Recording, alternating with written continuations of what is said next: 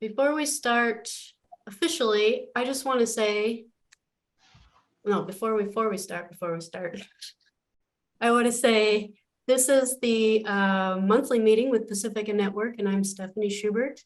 And today we're actually going to talk about Pacifica Network. So everything that you ever wanted to know, most of you probably do already know, but we always have newcomers. So we're going to start with some basics. And that's weird. It's showing Jet, though I'm talking. That's kind of weird. I don't know why that is.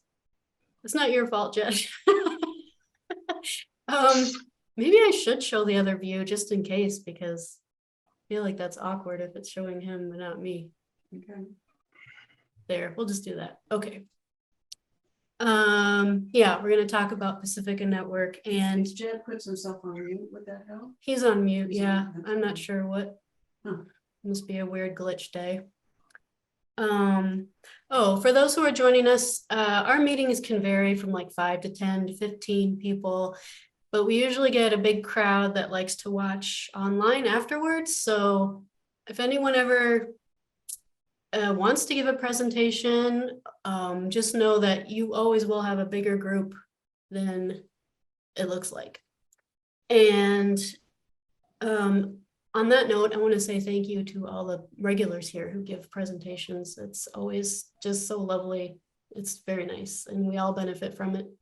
Okay, next thing before the thing is all of you guys have been sending me your stickers, and I love them. Okay, first of all, you see it? See it, there it is. It's happening. Oh my God, it's happening. I'm kind of curating it so it's not all the way full, but that's on purpose. Okay. Plus, check it out.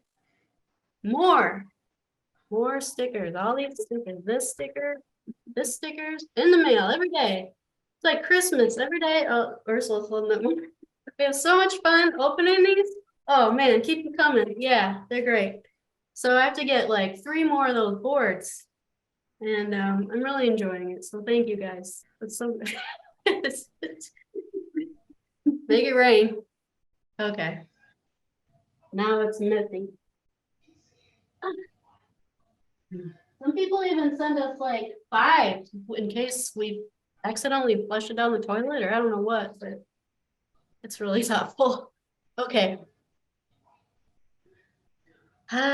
So what I'm going to do now is turn it over to Ursula, and I'm going to put our website up on the page because that's how we're going to start here.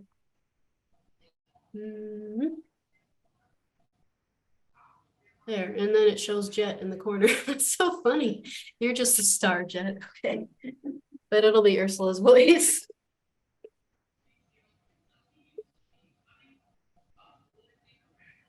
Okay. So, hello, everybody. I'm Ursula. Most of you know how I look, so I don't think it's a big loss that we're seeing Jet instead of me. You can just pretend Jet's me, okay? So thank you for coming today, and we're kind of excited to share. We usually don't make these network roundtables about us specifically, but we do feel that since it's the beginning of the year, this is a good time to kind of fill you in on what we're doing and answer any questions that you have. So just as an introduction, we just want to give you the basics first, or I just want to give you the basics first. Some of you know this, some of you don't. So just kind of to give us a sense, give you a sense of what we are. We are currently located in Ames, Iowa, and we have a staff of 3 people. Network manager, which is myself, which is a full-time job. Business manager, which is Ruth Wiedemeyer, who is currently in Puerto Rico while we're freezing here in Iowa. And she's a part-time employee. And Stephanie Schubert, who you know, who you just saw, and she is a part-time employee, and she's network coordinator. I love working with these 2 people. And we have a really wonderful flow between the 3 of us, and have been able to do really good work, and also have a lovely workspace to work in. Compliments, well, at a very low rent from an Iowa State University professor. So we currently also retain between 2 and 3 independent service contractors. Dave Klon and here is one of them. And we have 5 volunteers who do various tasks. And we think we're going to have two interns this summer. We don't pay our interns, so we're not absolutely sure, but it's looking like we'll have 2 interns. And the unit, our department, so to speak, is self-sustaining. We pay for everything ourselves, so we essentially operate like a small business, really, within Pacifica Network. We pay, like I said, we pay for all our operating expenses, and we give approximately 16% of our revenue to Pacifica Foundation for operating the larger organization. And we pay those quarterly. We have 2 representatives on the Pacifica National Board. And the Pacifica National Board is a very large board. It has 22 members, which is essentially 4 board members from each of Pacifica's own stations listening areas. So that's Los Angeles, Berkeley, Houston, Washington, D.C., and New York City. And then we have 2 representatives who represent the affiliate network. And they currently are Heather Gray from WRFG in Atlanta, Georgia, and Bill Foster, who's with us here and from WUMO in Montgomery, Alabama. We're very appreciative of them. And very shortly, we'll ask them to say a few words themselves. I think Heather had an emergency and she is kind of hustling to join us. So hopefully she'll be able to join us by then. Just as a general kind of mission description, this is how we define our mission. We advance the widespread practice and pursuit of grassroots community radio by extending the reach of Pacifica Foundation programming and community programming through the use of the infrastructure and tradition of the Pacifica Network, or Pacifica Radio. The affiliates are all in our network. They're all independent media groups, but many have collaborated with Pacifica since the 1970s. So we build on this legacy, which is a very organic outgrowth of the community radio movement. And we do this with a network that nurtures and supports cooperation in journalism, radio production, technology, and management. We build partnerships with parallel media democracy organizations as well, whenever we can, and with experts in the field. And we also network with a lot of independent producers, production groups who also provide programming to the network. However, only affiliates are authorized to receive content from us. And our network consists of approximately 200 independent affiliate stations, which include community, college, internet, tribal, and low power stations. Most of them are in the United States and Canada. We do have some in Europe, Virgin Islands, and sometimes on the continent of Africa. They kind of come and go. The network also includes the participation of non-affiliated media groups and production houses who distribute content through us. And we kind of, because of this large talent pool, which is growing at an exponential rate, we offer a very diverse, and we love that it's diverse and ever-expanding menu of content under the Pacifica brand. And this menu grows, I think I don't think I'm exaggerating by saying it grows at a rate of about 4 a week right now. Stephanie and I there was a time when nobody used audio port, and now Stephanie and I have the good problem of figuring out how to keep up with the number of people who want to distribute through audio port. So that's kind of a general introduction of who we are.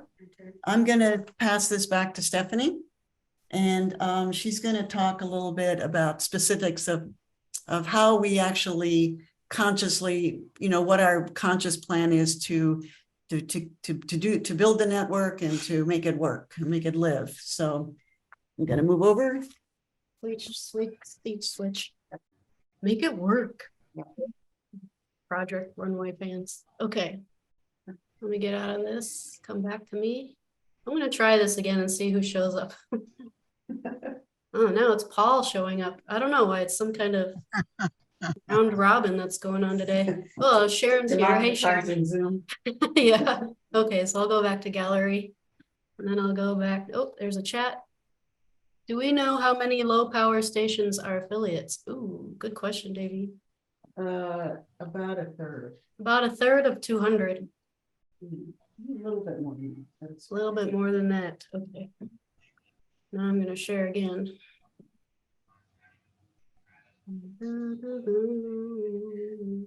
Wait, that's not it. Oh, I know why. Because I was on before. Okay. Try again. And share. And share. Okay. How we build our network. So audio port is, of course, what brings everyone together.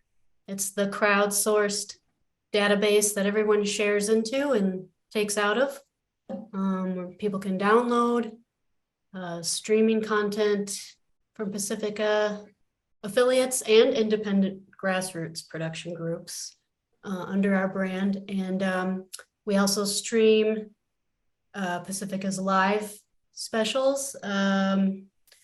I'm trying to think, this past year we did specials on January 6th hearings and when judges were having hearings, things like that for the Supreme Court. I don't think there's anything else we want to add for that right now. No, just that Yeah, that it's really growing really quickly, but I just said Right. that, so. that's right. And it's growing bigger than ever, so. One thing, I think I talk about this later, but we do have a directory on our website for the audio port database because it's so big. It's hard to keep up with everything that's current. So please do look for our directory on the pacificanetwork.org. If you want to kind of streamline your process a little bit and find things without having to hit dead ends, it's everything that's current. So, okay, next thing, one-on-one liaison and assistance calls. We're here support for production, distribution, technology issues, management issues, and liaison services to connect people for mutual benefit. Network communication. We have 2 email lists. I'm guessing everyone here is on them. But if you're not, please let me know. Of course, the station managers list is great for problems, announcements, upcoming things. Like we usually talk about the GRC conference on there. If you're working with some kind of technology thing that you don't get, someone else in the network might understand it, and it's a good place to post about that. The other list we have is the programming list. It's called Pacifica Announce, and that's to find out the latest episode of whatever shows you are downloading when they are ready to go, or if you want to announce your show, you can do that there as well. And Ursula, I see you wrote technical announcements. Does that mean if they're having a delay for some reason with their show and they have a technical problem and or Pacifica has a technical problem, or just anytime there's anything, any technical issues also go on that. Usually you post them on both. Yeah. Okay. Pacificanetwork.org, that's our main hub. We have our community radio stories on the front page. Soon I'll be adding some cute pictures too of everybody. I'll always be asking for those too. So that's another thing you can send me. Network milestones is also included in those stories. Like we're going to put Jet's 50th anniversary up there. Resources for community radio managers. We have lots of those. Network map, directory of programs in audio port. That's what I was talking about before. It really is worth checking out. The monthly newsletter. I'll show you guys that later. That's been going on for quite a while, but now we have it up on the website, so you can always check back when you want to. Roundtable network discussions on Zoom. That is happening right now. Monthly meetings we have for all our station managers. And if you want to bring a guest, that's great too. We discuss, if sometimes we'll just, when the pandemic happened, we all just got together and needed to talk. So that was great. And then, or other issues that people are having, once in a while, we'll just kind of have a session where people just need to vent stuff, and we don't record those. And then otherwise we'll hear presentations of all kinds of things. We have all technology and management and documents and, programming and you name it. And if you ever have any ideas of a topic you'd like to hear about, or if you'd like to give a presentation, let me know. I'd love to hear it. And then we have an archive of all the meetings at pacificanetwork.org. And then the final thing I have on this list is pacificaster.org, which will also show we'll show on the website later too, which is our podcast hosting site, which we're always getting closer to making happen. And this time it feels real. And we're excited about it. It looks really good.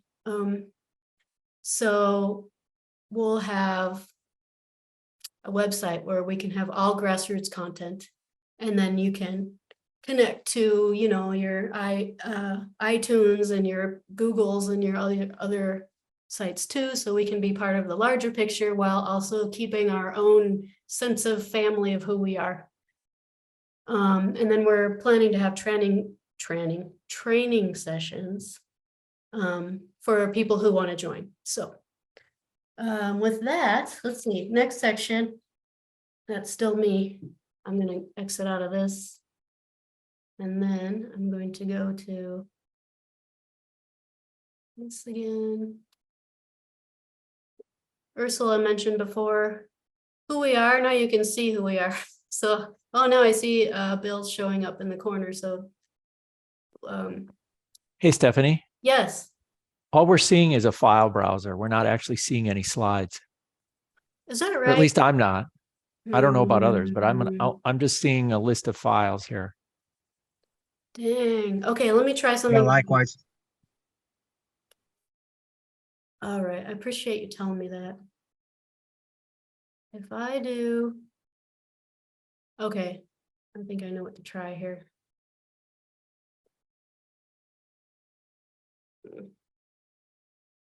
How do I? Did you hit share? Yeah, but it wasn't locked on it right away, so I need to do another step, I think. Let me try this.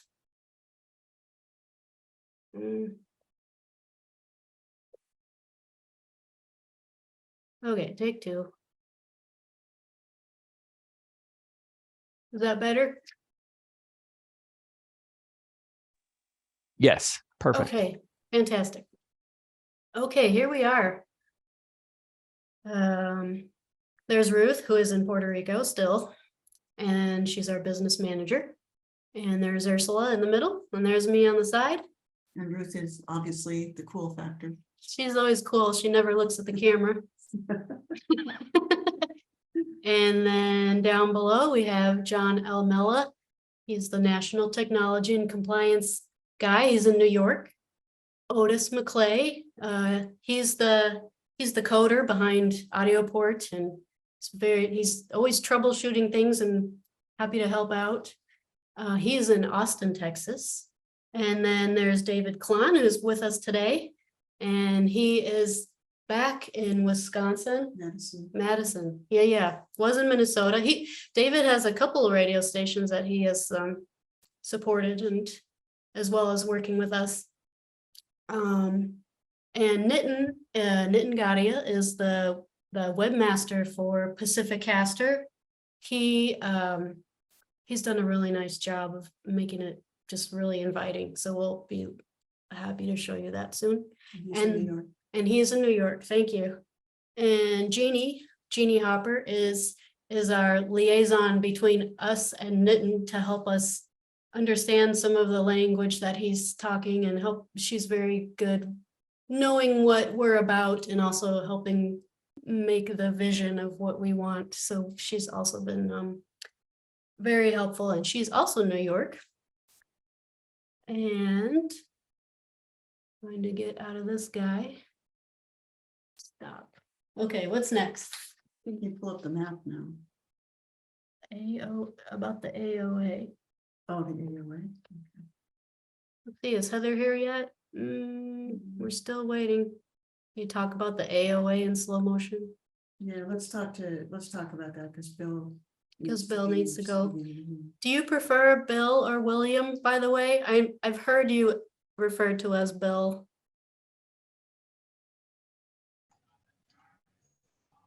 Bill. Bill, okay, cool. So I'm gonna do this again. No, I'm not. I need to do that extra step.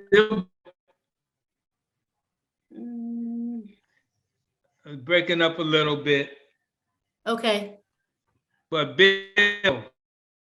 Bill. This. And now. Okay, share again. I'll switch with Ursula. Okay, you guys see the AOA thing? Yes. Okay. All right. So this is a little bit of a side note, but we feel that it's an important part of the picture that we want to share with you, especially because it's kind of a part that's now coming together in a ways that we're happy with. A little bit of a backstory, just to explain why we have an association of affiliates. Back in 2002, when the Pacifica struggle ended, which is a whole other story, but there was an attempt to take over of Pacifica, and there was a huge battle that was waged over the future of the network. And in the settlement for the future of the network, a democratic representational board of directors was created. And various affiliates or former affiliates of Pacifica felt that they wanted to have representation on the Pacifica board because they felt that they had contributed enough to the Pacifica mission that they had a role to play in the future of the organization. And so 2 board members were added to the Pacifica National Board with the way, so, you know, it was a kind of a strange situation because you have a situation where you have clients sitting on the board of the person they're buying services from. And so kind of as a way to, now this has always been a little bit of a difficult and fraught situation, but the compromise at the time was that affiliates could nominate representatives, and the sitting board at Pacifica would decide which ones that they wanted to actually seat on the board. And so the method for nominations, there were 2 channels for nominations. One was for stations in the network to nominate candidates to be on the Pacifica board. And the other channel was for there to be an association of affiliates who could then nominate. And that was really kind of the vision at the time, was that stations who felt closely aligned with Pacifica mission would get together and form kind of a mission of compatibility and then nominate candidates that would be held accountable to the Pacifica mission. You know, at the time, there was a great deal of fear about the Pacifica Foundation being taken over again because there had just been an attempt, a very hostile attempt. So there was a lot of concern about this happening again.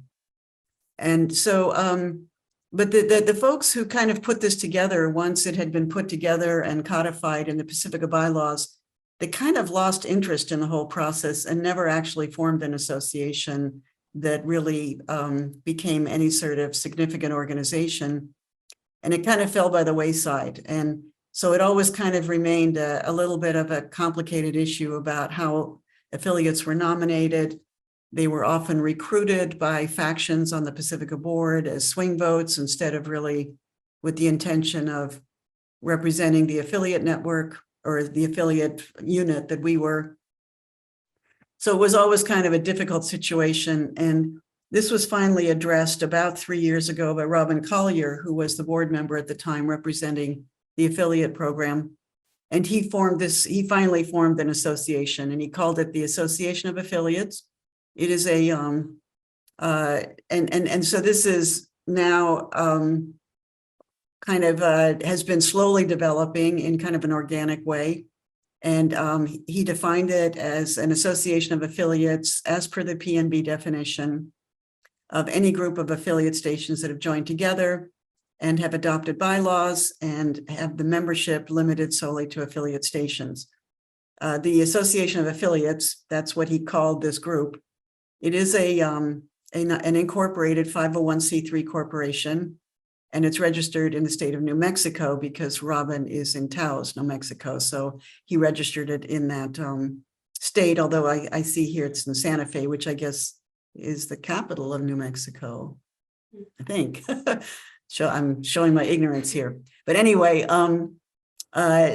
Robin since has stepped down as the chair of this committee. Robin is enjoying a well-deserved rest from doing these type of things.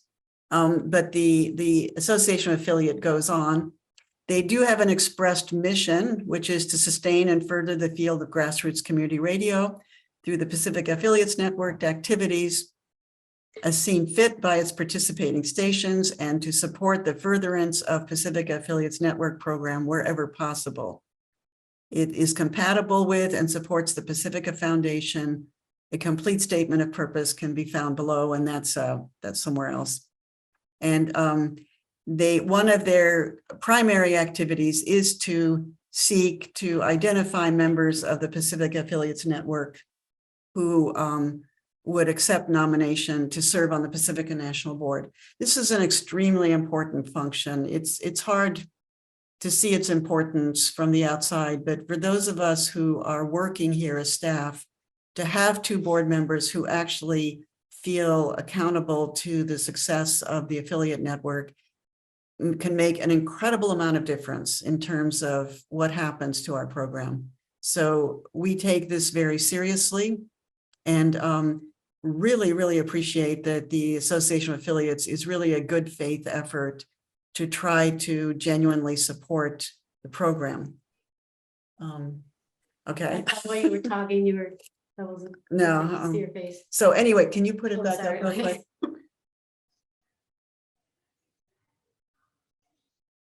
Okay, so down at the bottom here, you see the folks who are currently on the board of directors for the Association of Affiliates. Joan Ross is in Detroit. Ingrid is in San Antonio. Sharon is in Louisville. And I think Sharon's with us now. Thank you, Sharon. Joseph Orozco is in Hoopa, California. And Steve Pierce is in Troy, New York. I think Steve is kind of retiring from radio, so he may be stepping out.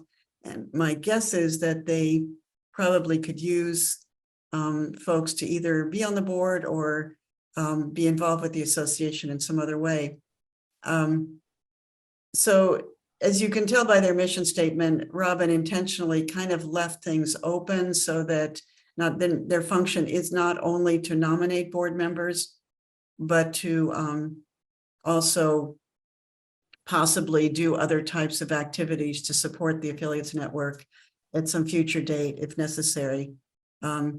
And so the current two board members that are sitting on the Pacifica National Board are the people that were nominated by the Association of Affiliates.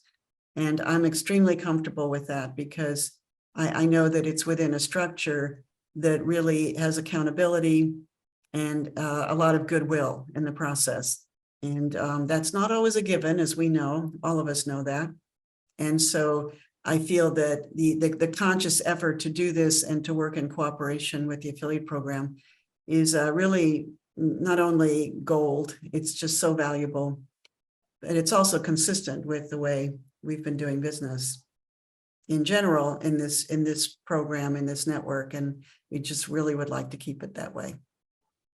Okay, so I think what Now we happens turn it now? over to Bill and if Oh, Heather, yeah. if she comes. This is Bill, this is where and also Sharon, if you'd like to say something because you're on the AOA.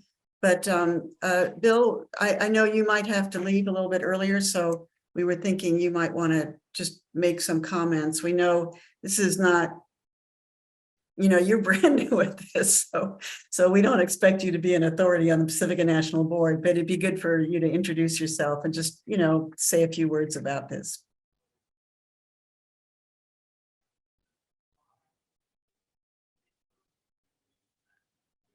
Okay, can you hear me?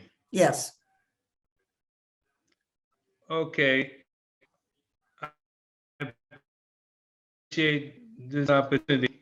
I've been the work of community radio. I was always a fan when I lived in New York, WVAI. I never could understand why they were fighting for so long, but I did not become a part of that fight. I was just a listener. And I like different shows. Um, and I listened to certain shows, and certain shows I did not listen to that much. But anyway, I am an admirer of what Pacifica has done in the past. I I moved to Alabama in about '05. My wife and I retired from Medgar Evers College, part of CUNY in New York, as a counselor and do everything type of a person, teacher, a little bit of everything except radio. I um, I guess in about 2014, as a result of the efforts of Color of Change and Prometheus Radio, we got involved in the community radio effort in Montgomery, Alabama. And it's been quite an adventure. Um, Basically, getting places that either became bought out by condo people when we first started with our building permit, and another place that went a nonprofit building that went out of business after we built a 100-foot tower. So it has been quite an adventure. Now, thank goodness for some great people from Philadelphia. We have a pole in my backyard, and it does pretty well. So we're a little small operation compared to some of you with low power, and we do different things. We're developing. One of the things that we've had difficulty in keeping is a consistent news component. Um, and so we have a new person who's a journalist who's working on that. We have a public affairs person coming on. We have a community forum show, and we have a partnership with the health department of Alabama doing HIV/AIDS. We have a program called A Woman's Worth because of the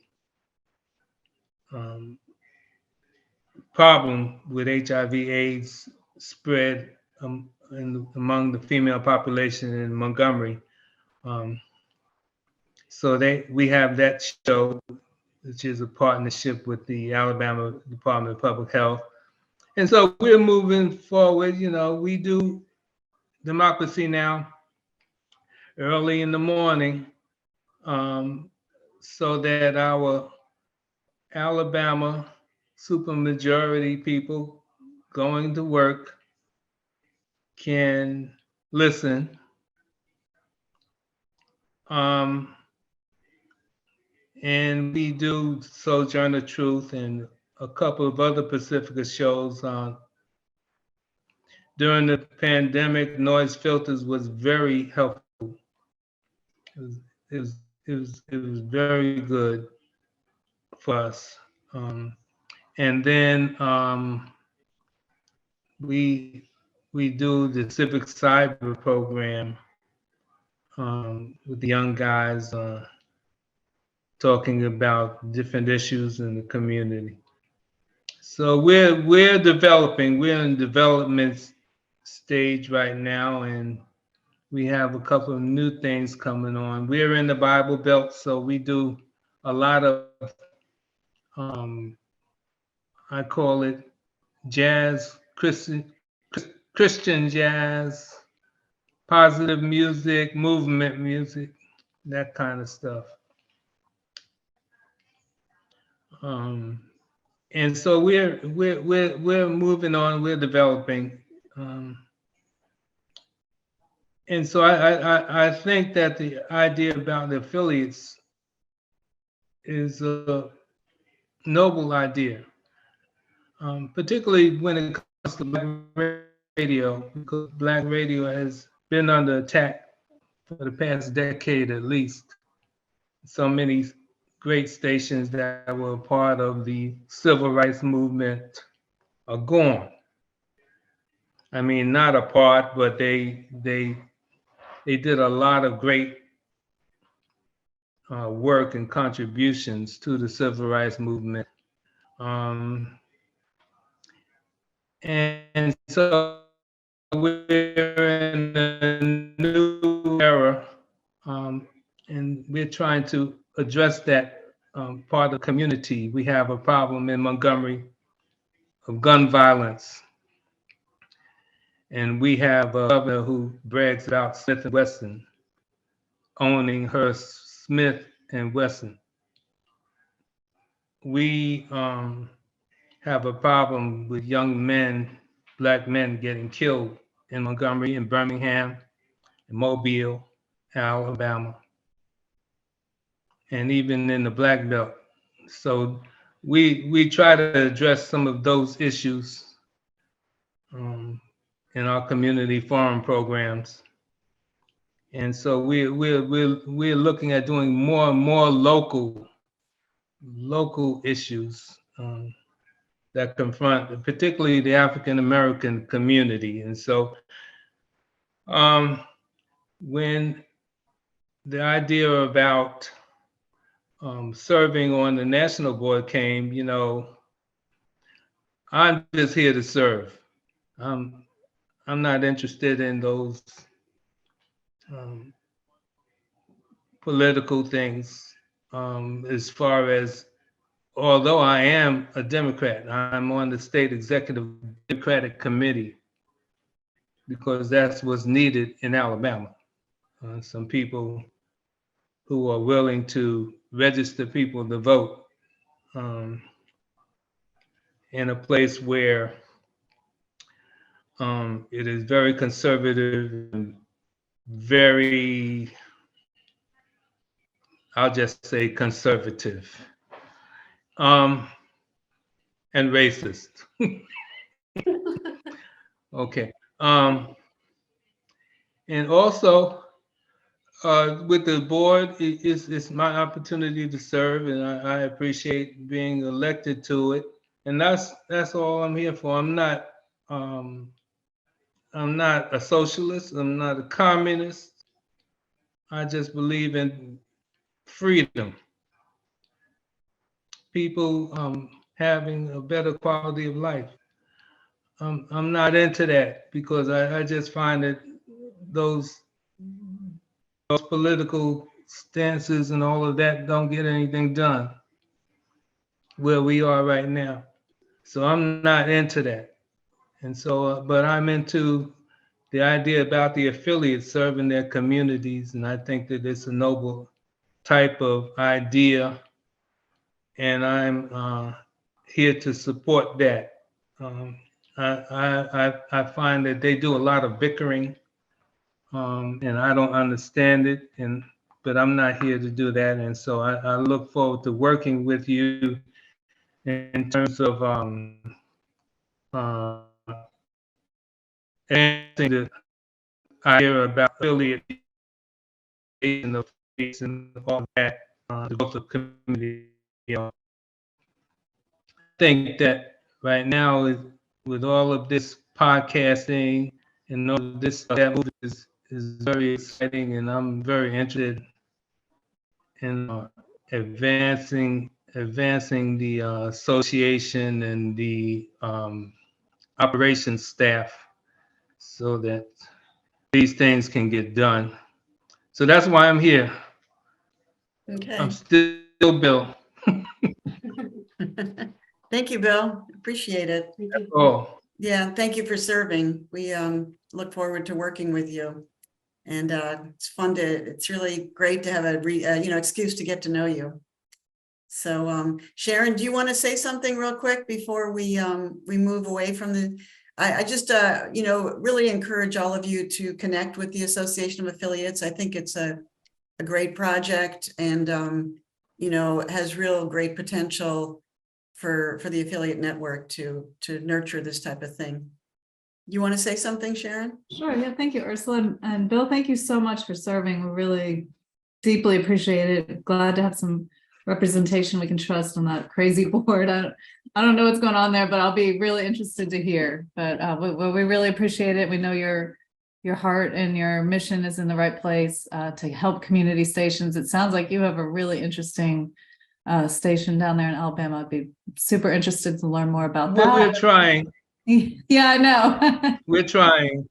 It's a lot of work, that's for sure. We all know that. And really, it was an honor to be asked. I'm kind of coming in after everything got started. I came in just before the vote this past time, but was glad to be there on time to make that happen. And they had been doing a lot of work, and they kind of decided after the vote to kind of take a little downtime until later this month. And we're going to get back together, and we'd really like to see the association become more than just a nominating committee for the Pacifica board, which is kind of what it's been doing so far, but really be a way that the associations can network, can communicate, kind of, doing what's going on in these meetings, being an extension of that, where people can network online, on social media, things like that. And we could, get to know the other stations, because for me, I'm with WXOX Louisville, Kentucky, one of the station founders. And for me, the greatest thing is I just get so excited when I get to meet other station managers and know other people are going through this too, because we really feel like, we're out here on our own doing this weird thing that no one else is doing around us. So it's really nice when I connect with station managers in other places. And it's these meetings, I've told you all again and again that Stephanie and Ursula doing these meetings have just really been a lifesaver, a great sharing opportunity for information and ideas. And so I just would like to see all that continue in the Association of Affiliates, and us be a support for Ursula and for Stephanie and for all the other affiliates, and get us to know each other a little bit better. And then get some more of you all involved in the Association of Affiliates as well. If anybody's interested in stepping up, we'd really would like to have some more participation. It's not a heavy, a time commitment type thing. We just meet every couple months for a little while, and it's been great. Reverend Joan Ross has been amazing. She runs the group and keeps us all together, and just it's a nice, interesting group to meet with. And I would highly recommend, if anyone's interested, we'd love to have you a part of it. And I know that Joseph Orozco at KIDE, he's kind of taken upon himself, he's going to be reaching out to different affiliate stations, letting them know about the Association of Affiliates and seeing what you all would want to see this organization do, because it's the kind of beautiful thing is that Robin laid the groundwork and now everything's in place, and we just have to decide where we want to take it. So we'd love to hear from you. Definitely from you, Bill. You're going to have a lot to say about what what we should think about, of course, when we are nominating people and what our focus should be there. And we'll really look forward, to your feedback, and then just hearing from all the other stations, getting to know you all. So anyway, yeah, for sure. And if I don't know too much about the AOA, except that I've just been on it for a little while. Joan Ross is probably the best person if you have questions. But I'm definitely, if anyone wants to reach out, I'm here. So thank you, Ursula. And thanks to whoever ended up getting me involved in it. It's good. It's good to be here. One step away from the big Pacifica board. So again, thank you, Bill, very much for serving, and to Heather when she arrives. Yeah. Okay, well, thank you, Sharon. And we want to just take a few minutes to talk about business, just to give you a sense of the business angle of things, bottom line. Switch this. And while Stephanie maneuvers us around here, I'll start by saying that, as you know, as we've already said, the Pacifica network involves about 200 radio stations. There they are. Well, they won't That's see them? them. They're not going to see them quite yet. I have to. Oh, you don't see them yet. You'll see them in a minute. Yeah. And they are, like I said earlier, most of them in the United States. There's also some in Canada. And there is one or two in England. I'm not sure whether both of them still exist or not. We have 2 stations, I think, in Alaska. We have 1 station in Hawaii, on Maui. And then on the other side, and then we have some in Canada, which strangely are not on this map. Or maybe they're on the next one. They're on, well. We do have some in Canada. I don't know. Canada got some there. Here they are. They're up on this one. Okay, that's. Then we have one of the Virgin Islands. We have 1 or 2 in England, 1 in Paris, and 1 in Zurich, Switzerland. And the one in Paris, actually, I learned recently, I looked into them a little bit, and I see that they actually not only cover Paris, but they cover all of the French Riviera, the area down in the Provence and down in southern France. They cover that. They have repeaters down there. And they are actually a group of expats, Americans who live in France. So it's a very colorful, diverse group of stations. There's really no way to describe a stereotypical Pacifica affiliate. There's so many versions of, and that, how locally focused the cultures are.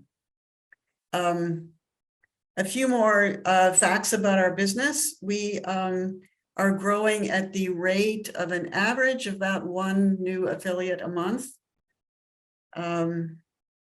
And we have been expanding our contracts for the internet technology services. When David came on board as working with us, it really kind of became possible for us to really provide the kind of communication that we needed to build that service. And so in the last year, we've jumped up to, I think, about 37 of the affiliates are also internet clients.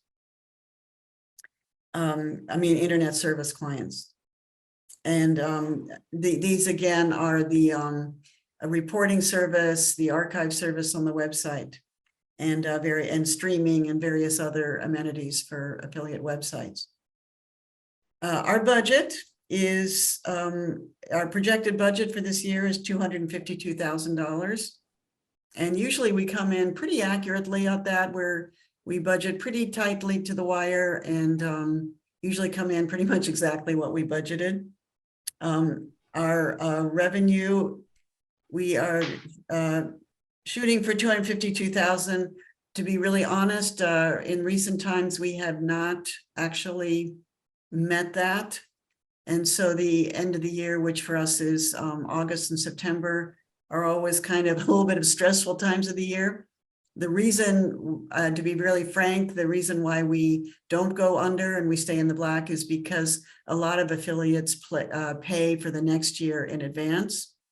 And some of the larger paying affiliates do. And so we kind of have to rob from the upcoming year to pay for the end of the fiscal year. This is a cycle we would like to get out of.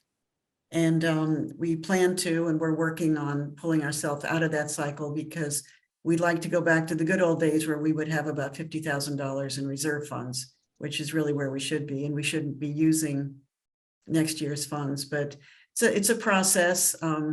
We took a financial hit for a number of reasons in the last 5 years. Some of them pandemic related, some of them not. And we're kind of building our way out of that. The revenue sources we use are, the majority of them are affiliation fees. So your fees really do matter to us. They keep us alive. They are essentially is what pays for the operations. We do get some money for the internet technology services. That's a slowly growing source, a second source of income. And then we also get grants and donations, which we use primarily to pay for special kind of leading edge projects, like we're using them right now to build the podcast website host, the Pacificaster, and we'll continue to use that to pay for support services for that. And we pay for a daily news service, headline news service on the American election politics called 2023 Talks. And we support that. And we feel that that's a project we'd really like to keep supporting. It's a good newscast. And it, as we all know, it's a big story that only gets bigger and weirder. So we try to keep that going as well right now. There's other projects we'd like to do. We are just dying to do a 2.0 version of AudioPort, which would be more user-friendly and more elegant to use. But that's a big project. And right now we're just kind of taking one project at a time. And so we do what we can. We have played a role in helping the Pacifica Foundation with its current financial crisis. We've been in a position a few times to lend money to Pacifica National Office and to other stations to keep them afloat. And we regularly contribute to the network. Stephanie, our executive director, was not able to get back to me yet with a financial statement to share with you. I kind of gave her a short notice on that. So I don't want to misrepresent the foundation at all, but I know there's been a lot of concern about Pacifica's finances, which is for good reason. But Pacifica so far has managed to keep itself away from the abyss, and it seems to be uniquely talented at going right up to the abyss, but not falling in. So the board and the executive director are working very hard to deal with some very serious financial challenges that Pacifica is struggling with. But within our unit ourselves, we are an independent financial unit. We have our own bank account. We have our own, we manage our finances independently. And we have always managed to stay in pretty good shape. Thanks to you. And thanks to the work that you do and the support you give us in your affiliate fees. And there's a few stations who give us very generous donations, which kind of blows us away every time it happens. So anyway, that's the business. I want to stop here real quick and ask if there's any questions.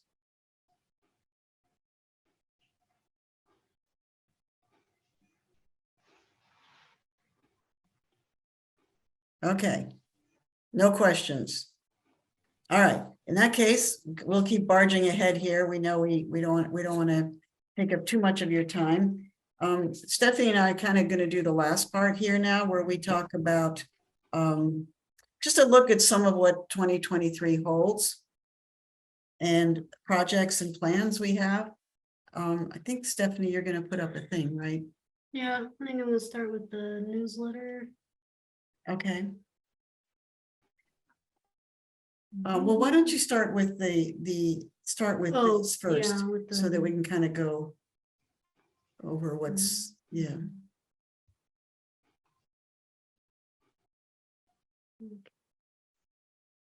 Okay. Hold on. Yep. All right, 5, 4, 3, 2, 1. there it Okay. is. Okay. Okay, so we do have a whiteboard with our 3-year plan, which we don't want to bore you with, but the general idea is to find ways to address our financial, improve our finances, to improve management, and also to the general promotion of our program, the affiliate network specifically, and of course, community radio in general. Things that we kind of just recently, have kind of managed to do is we did Ruth managed to she really burned the midnight oil for a lot of time in late summer and completely redid our contracts with your affiliate contracts, so that they are can be e-signed now and don't require a lot of emailing and all that stuff, and really streamlined the contract process. And we have really seen great results from that, where our return rate is at this point above 90% as we go into the second quarter of the year. And believe me, that is revolutionary for us. We have usually in the past, we've spent almost the whole year chasing people down and reminding them that signing a contract is worth it, is important to us. So it's really, the results have been amazing, that we've been able to just get that process automated so that Ruth doesn't spend endless hours wasting her time on that. We also really built the Internet Technology Services package into a full package, including sales and tech support from David Clown. And we revised the contract for that and integrated it into the affiliate contract. And so to date, that number has risen to 37 subscribers, which is a kind of a good, healthy, increase.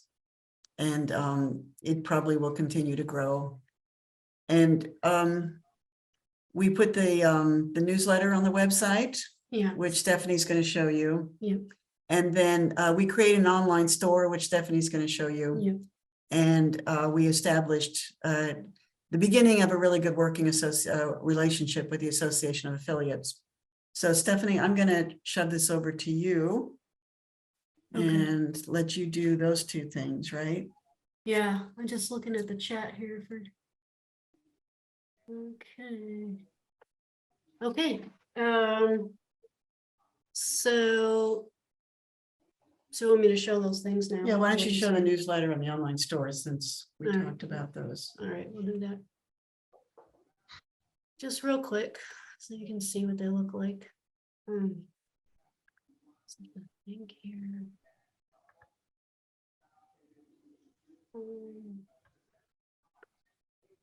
You go online. Right, okay.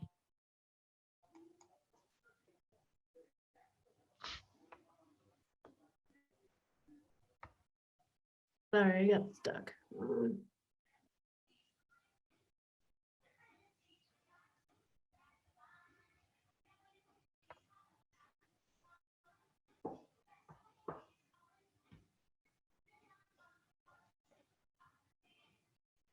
Got out of my.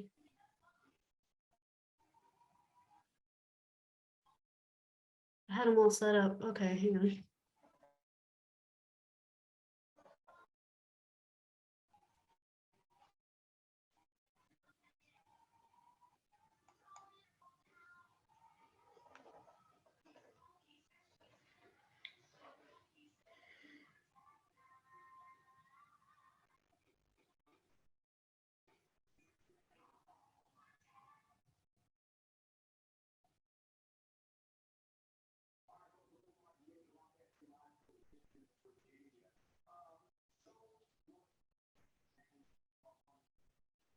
Okay, Heather's here too now. That's good. Hi, Heather.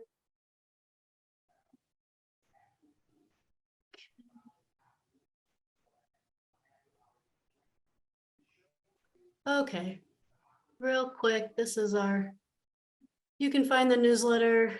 It's in the main toolbar. And then I'll always feature the one of the month. I'll put February's up tomorrow. Our picture came up wonky, that one, that's pretty funny. But yeah, and then you can click on it if you want to get a bigger view, and the links all work. And then we have a little archive underneath if you want to look at some back issues. And then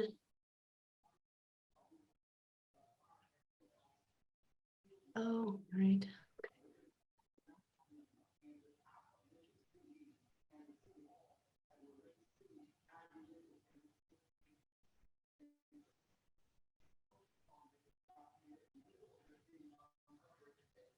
And then we developed our own little store on Bonfire, which is a really nifty website. If any of you are interested, we actually heard from it from the radio station in Moab, Utah. What's KZMU.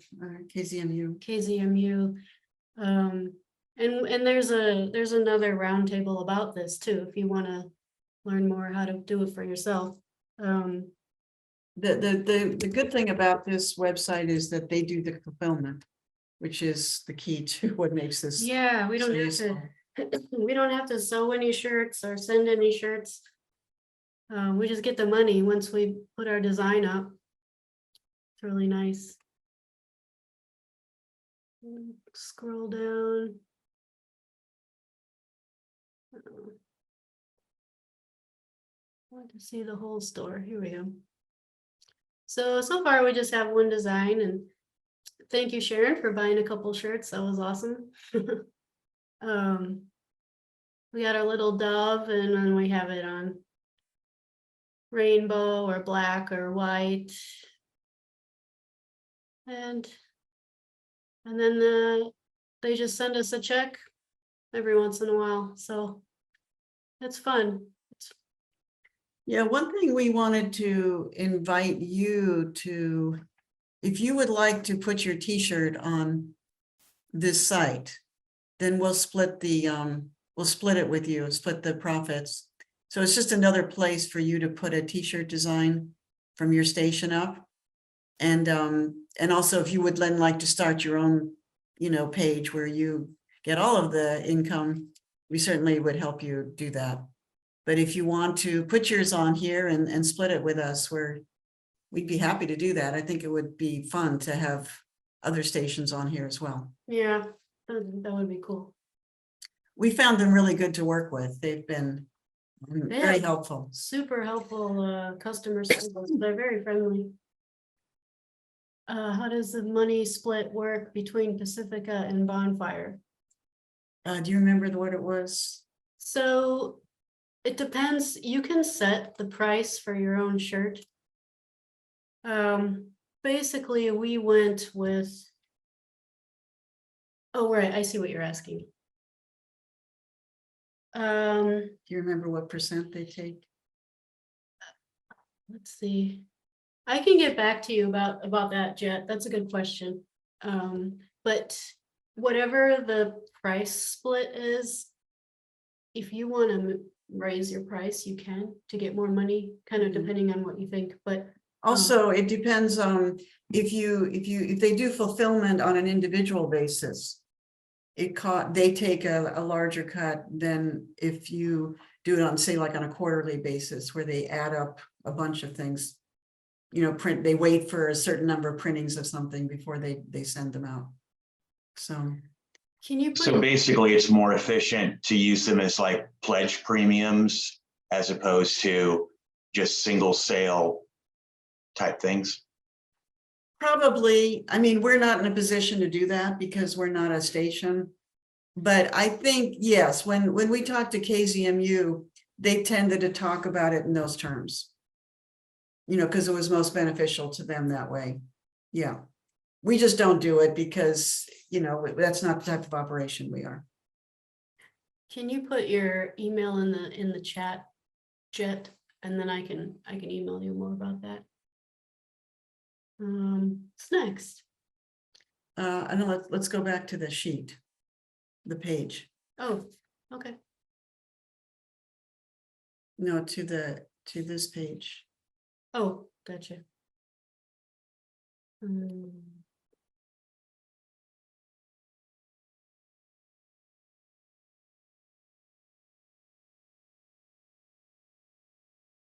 So while she does that, I'll keep going here. So we also want to share with you some of the projects that we're working on during that we're going to be working on during this year. And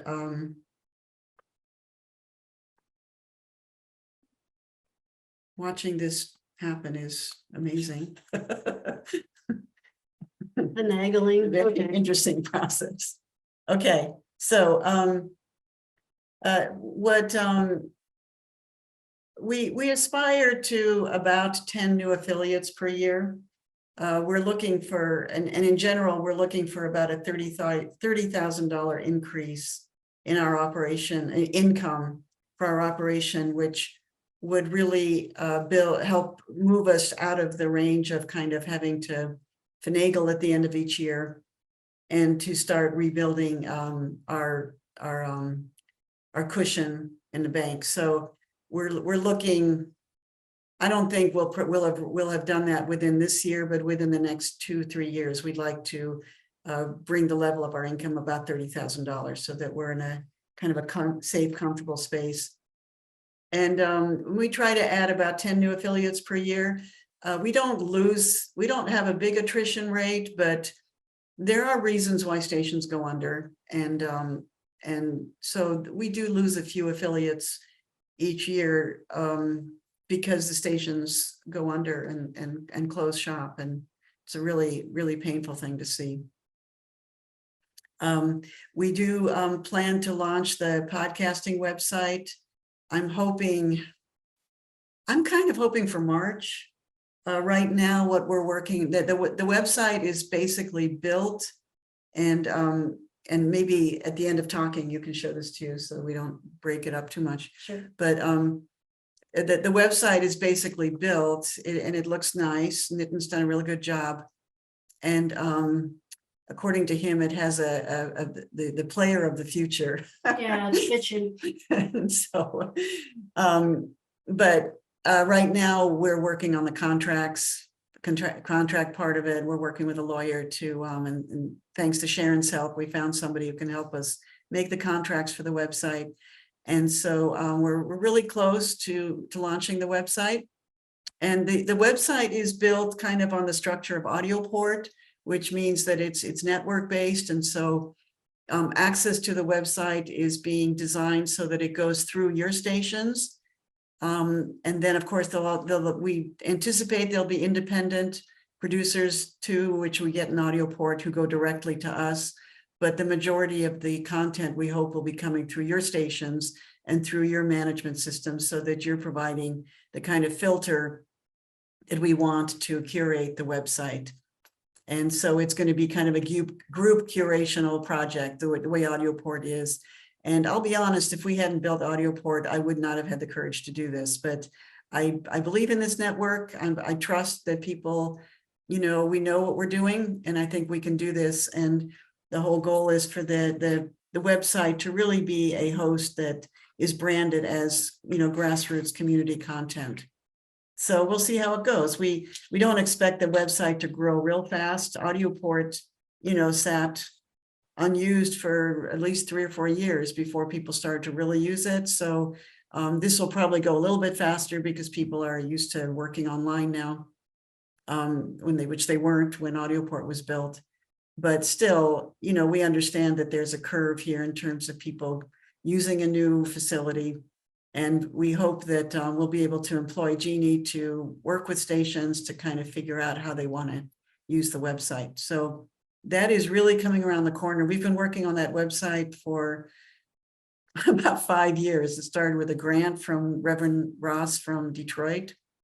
And if I had known how difficult build a website like that was, I don't know if I would have done it. It's very, very challenging to build a website like that for a network. And so, but we hope that that'll be starting to go live in March. And we'll be inviting people to kind of try it out. And obviously it'll be semi-beta testing for the first year. Okay, so we also want to continue to make some improvements in audio port. We know that there's a lot of things to improve. But right now, what we're mostly focusing on, there's a few things I want to focus on, like small things, like I need to add our phone number to the help section, because sometimes people haven't been able to get to us quick enough when they've had an emergency. So little things like that. I also would love to improve on the keywords. That drives me crazy in AudioPort, but I don't know if that's really a reality. But the thing that we're really working on right now, most seriously, is a learning center for AudioPort, so that when you as a station manager are bringing somebody new into AudioPort, that you can send them to a set of references to help them figure out how to use the website to their advantage, and also a checklist on things that they can do to launch their program that involve us, or both involve us and do on their own. And so we want to make that something that you can access without a lot of emails being sent back and forth like that, because it gets really, the use of the website is so heavy now that a lot of emails are flying around all the time for support documents, and we want to just put everything in one place so that you can access that without having to go through us.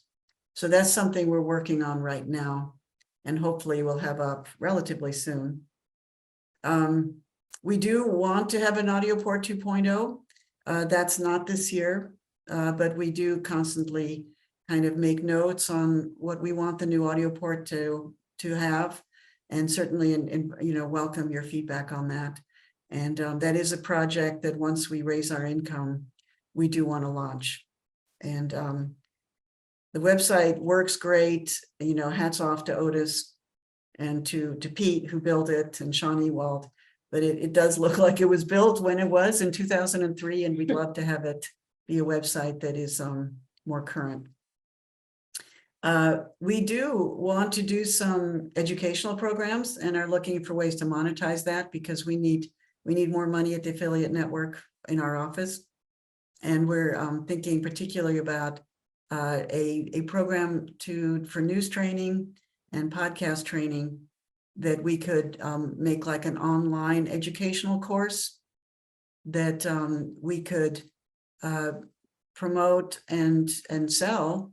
And especially with I guess with both, but particularly with the news training, the way we would like to position this would be, if this was something that you as an affiliate station would promote in your community, then we would work with you on how to integrate people who took the class into, a resource for your station to do news in some ways that was appropriate for your station. And so those are big projects. They're not going to happen overnight because of the amount of work involved, but they're ideas that we're constantly kind of working on. We also want to do some podcasts and videos promoting community radio in general and the culture. And we have there's two things we want to do. One is I'm beginning a series of interviewing figures in community radio who really have played a leading role in the last 50 years.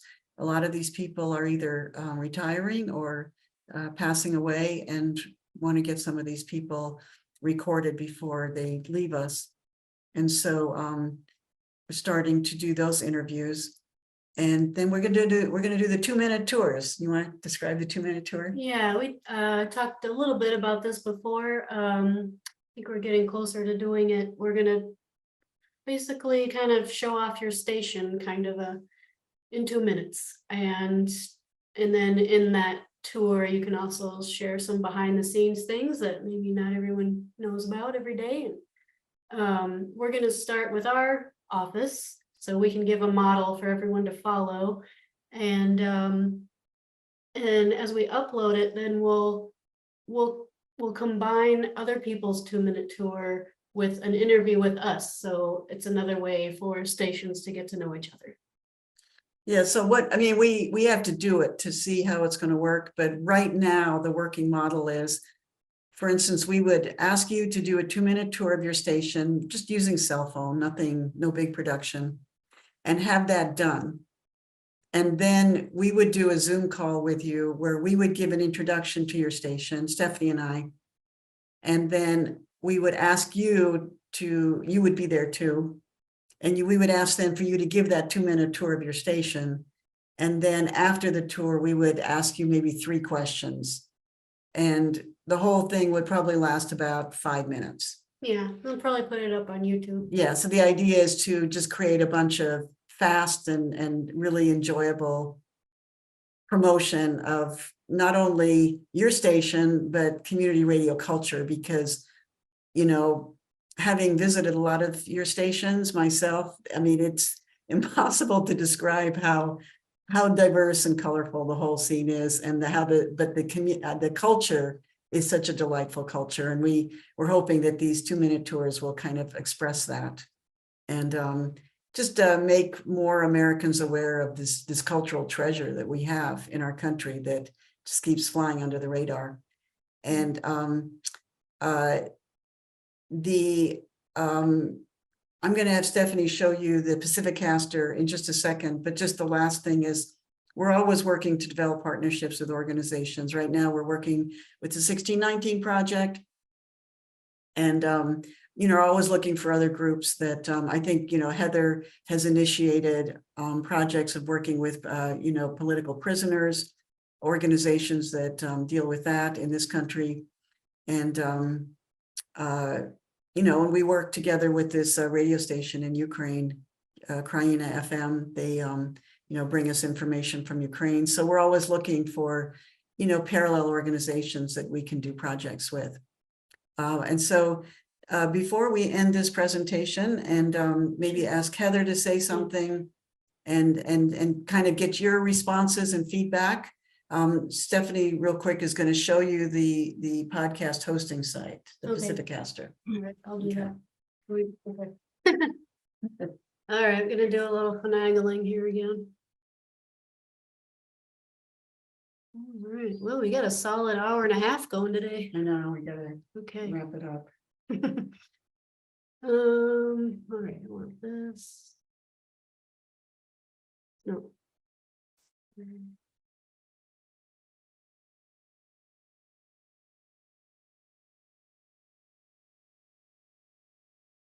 Okay, that looks like it's ready.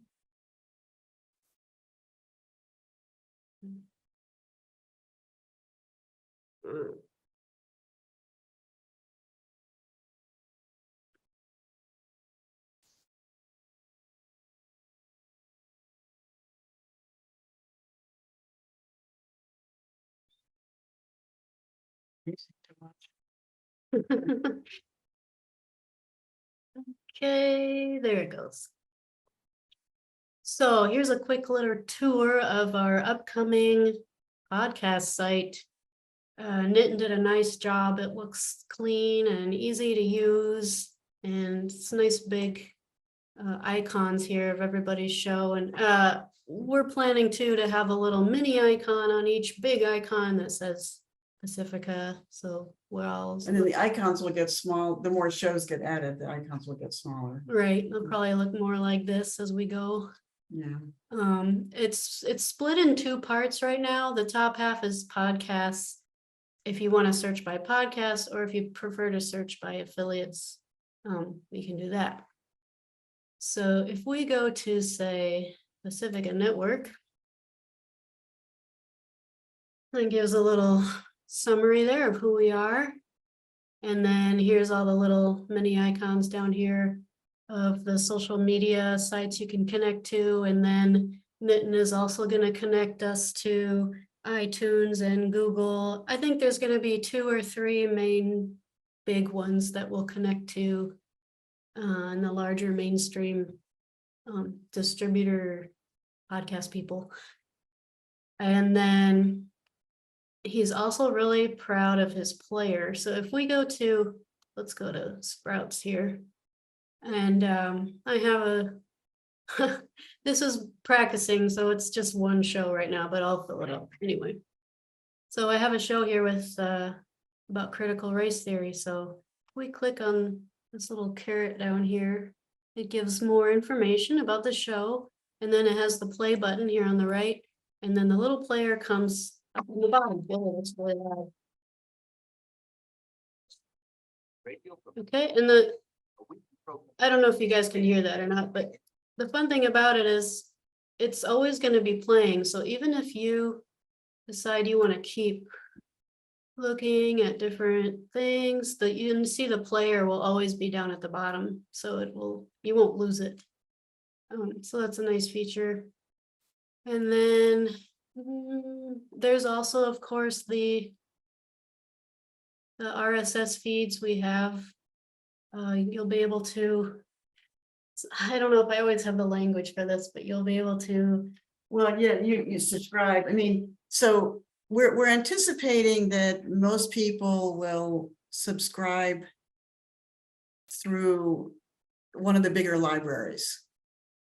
You know, so when you upload your show to the website, you can tell whatever libraries you want to be part of, which is pretty standard, the libraries.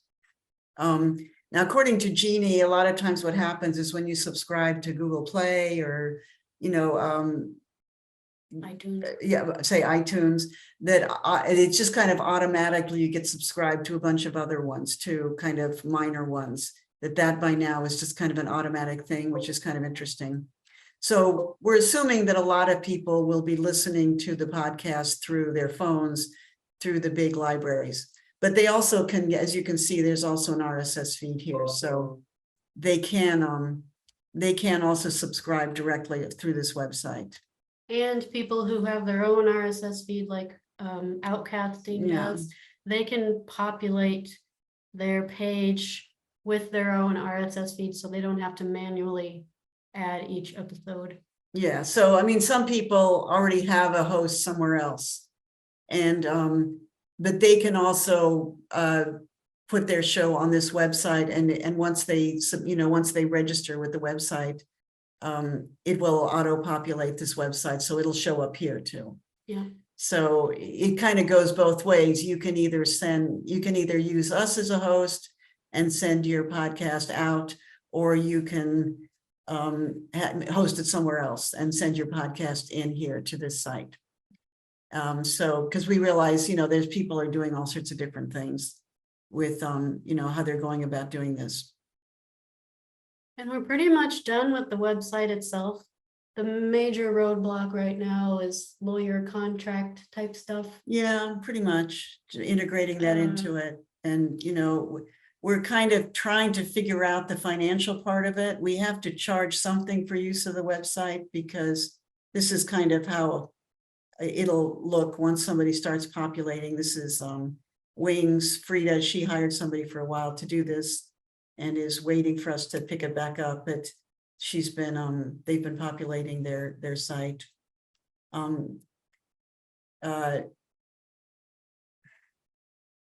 So we're trying to figure out what obviously we're going to make a network price for this. We're not looking to make a killing off of this website, but we do have to have the website pay for itself. So we're going to have to figure out some sort of fee structure for its use. And, quite frankly, next phase probably will be that we will, as we start to figure out relationships with ethical businesses and nonprofits who want to advertise a message, we will probably start to bring some sort of, commercials auto-populate commercials into it and share the income from that with the hosts of the websites, like you see on other podcast hosting sites. Which reminds me of something we forgot to put on our description one of the things we are looking at, Pacifica finally has lifted its prohibition against underwriting after many, many years.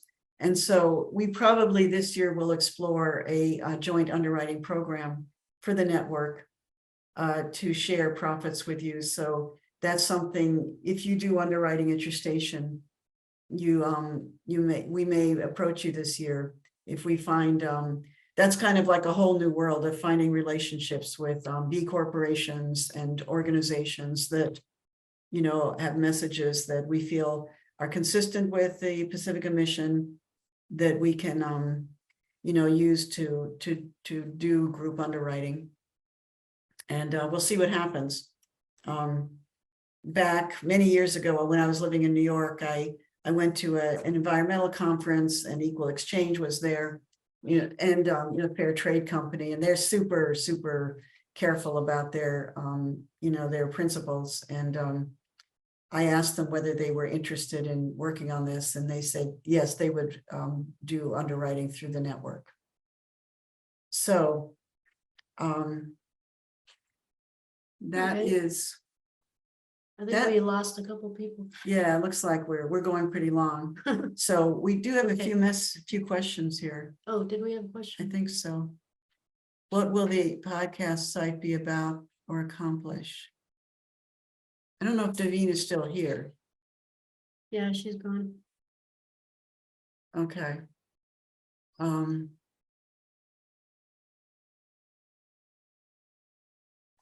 Any questions? I don't have a question, but I just have comments. My apology for being late. Had a complicated day today, but I really appreciated the presentation, Ursula and Stephanie. That was wonderful. Thank you. So as far as underwriting is concerned, on the Pacifica National Board, one of the things that I have said to folks is that our station WRFG has been underwriting for years. But the thing is, there's a difference between underwriting with local businesses and so forth compared to huge corporate entities. And, you know, small businesses are an integral part of our community. So that's what we do. And, you know, as you all know, as many of you know, well, a few of you know, my work has been in cooperative economic development and working with Black farmers, right? So one of the things I realized in working with Black farmers is the importance of cooperative entities and small businesses. Definitely, you know, I definitely and definitively locally and across the country. So it's wonderful that we have the opportunity to provide the opportunity for them to support us, but for us to provide information about the work they're doing as well. So I just wanted to mention that. So I could talk about a lot of other things, but I won't do it right now. So Okay. thank you. And thanks for also the training of youth. You know, I think it's absolutely wonderful, Ursula. I appreciated that in the goals that that the affiliates are working on right now. It's just so incredibly important. And the fact that community radio represents the masses of the people and organizations. There's no other entity in the country like this, like the work we do. It's so incredibly important. So thank you. Thanks, Heather. Thank you, Heather. No, my pleasure. Anything else you want to say as a board member before we finish? Well, I don't know. I mean, there's probably tons of things. I know that financially, community radio is having its struggle. And I do think this is some discussion that we've had before. I guess maybe I've had it with Ursula, not so much, I think, on these meetings, but I think the reason we're having these struggles is because we have this vast array of media entities now. You know, that's a challenge for us in community radio. So I'd like to have more of a discussion about that later, probably not tonight. Okay. Okay. Okay. Well, thank you, Chet. You and David, you get the prizes for longevity. Where could I ask, where is Jet? Jet, where are you? I'm in Columbia, Missouri at KOPN. Oh, wonderful. And where's David? Unmuting himself. Heather, I'm in Madison, Wisconsin. Oh, wow, wonderful. All right. And Bill, you lasted the whole meeting. Thank you. Yeah. I know that. Yes, you, I want to say hello to Bill too, of course, from Alabama, right? Right, Bill? Hey, yes, yes, down here in Bama. And I'm from Roll Tide. Atlanta, Georgia, right? Okay, well, it's been more than an hour and a half, so we thank you for sticking with us, both of you, or all four of you. And Well, I was late, Ursula, so. Anyway, go ahead, sorry. nothing else, unless David, Chet, any final comments you want to make? It's not really a comment, but I definitely wanted to know if you were still at KHOI. I'm kind of doing a community radio tour where I'm visiting with some of the, regional community stations, kind of seeing how they're doing what they're doing and what's been successful, what hasn't been successful, and just kind of learning the ropes from the community side. I spent 25 years in on the commercial side. Yeah. And actually work at Learfield Network as well. So I think there's a lot of great information I could probably get from you if you had an open day on a calendar and I could. Oh, absolutely. Come on by. Come on by. Cool. We're neighbors. KHOI is just down the street from us. We're not at KHOI anymore, but they're just there. If you visit us, 2 blocks down, you can visit the station as well. Awesome. We're both in downtown Ames. So definitely, we'd love to have you, take you out to dinner. So Ursula, I just want to say thank you to everyone. Thank you, Heather, for saying thank you to everyone. And again, David, I don't know, you don't seem to have a lot to say today, but David's really a great addition to the team. We really appreciate having you working with us. Well, I'm happy to be here. Thanks. Yeah. Okay, I think we're done here. Our work is I done. think we're done. All right. Good to see you all. Thank Yeah. you, everyone, for coming. And Yeah. next week will be, or next month, we have planned, Joseph McGuire is going to talk about how to pick the best microphone. Unless something changes, that's what we'll have. So we'll look for you in the future, and everyone have a great Thursday. Thanks, everyone. All Bye. right, thank you. Bye-bye. Take care. Bye-bye. Bye.